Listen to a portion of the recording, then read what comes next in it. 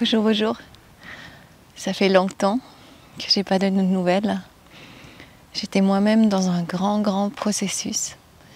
Ça veut dire que je crois que depuis mon départ au mois de mars avec mon camping-car, j'ai vécu un grand processus d'initiation.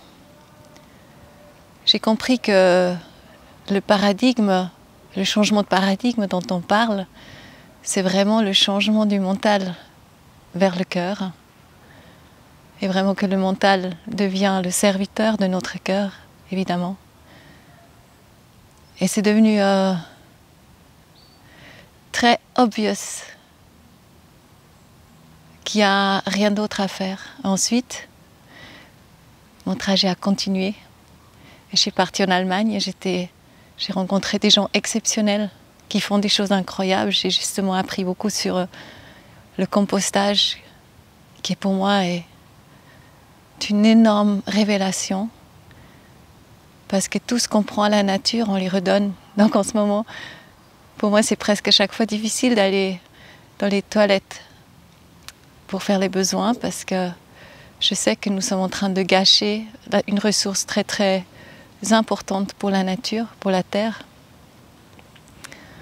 Je suis consciente que chaque pelure qui finit pas dans le compost mais dans la poubelle est un énorme gâchis et quelque chose que l'on prend à la nature sans lui la rendre, et qu'il y a énormément de choses qui sont à travers.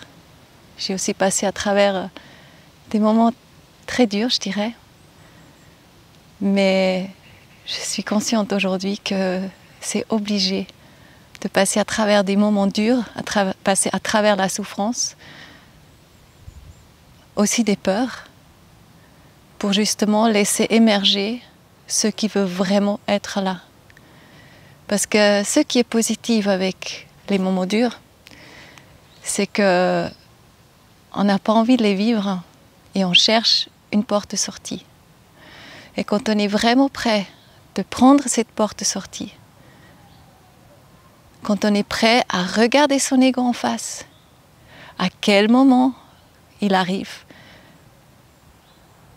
pourquoi il est là, quand on vraiment on fait ce travail et on remet notre mental à sa place, il y a quelque chose de beaucoup plus grand qui s'ouvre.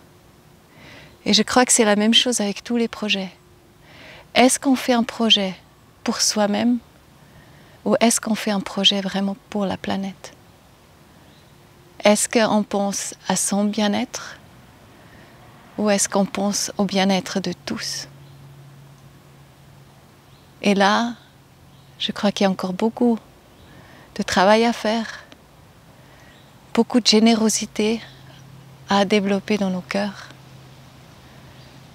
Et il y a surtout aussi des symbioses à créer avec les autres, avec les êtres qui nous entourent, des êtres qui nous aiment, des êtres qui sont là pour nous.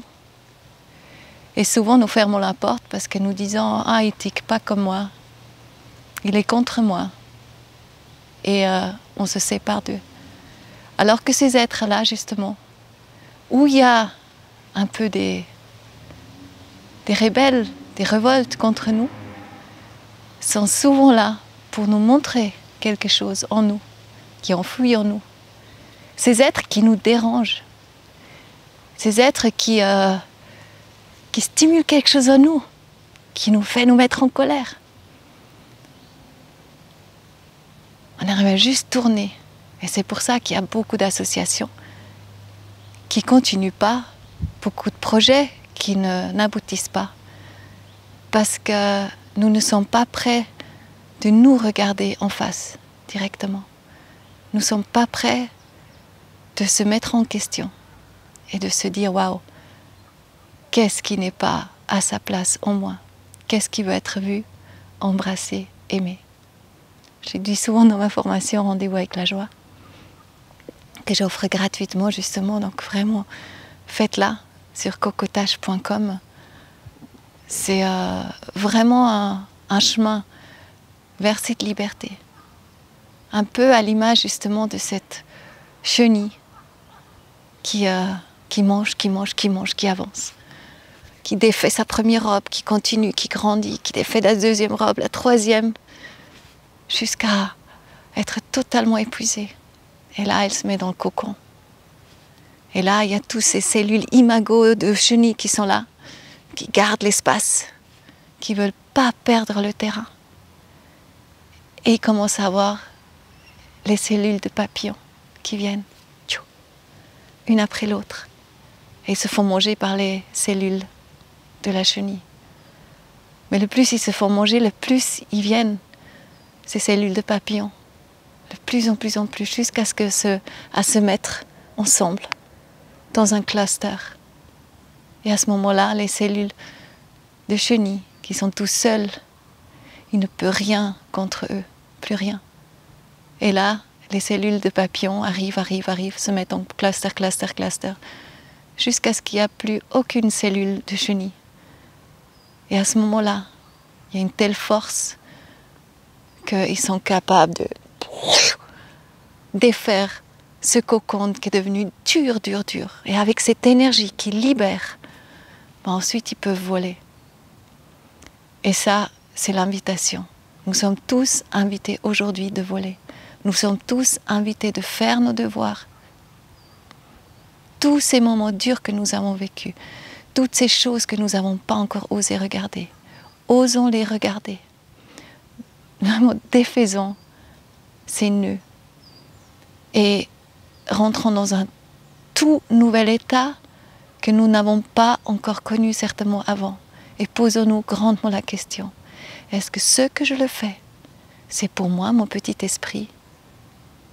Ou est-ce que ce que je fais, c'est pour quelque chose de beaucoup plus grand? Parce que le monde aujourd'hui a besoin que nous voyions très grand.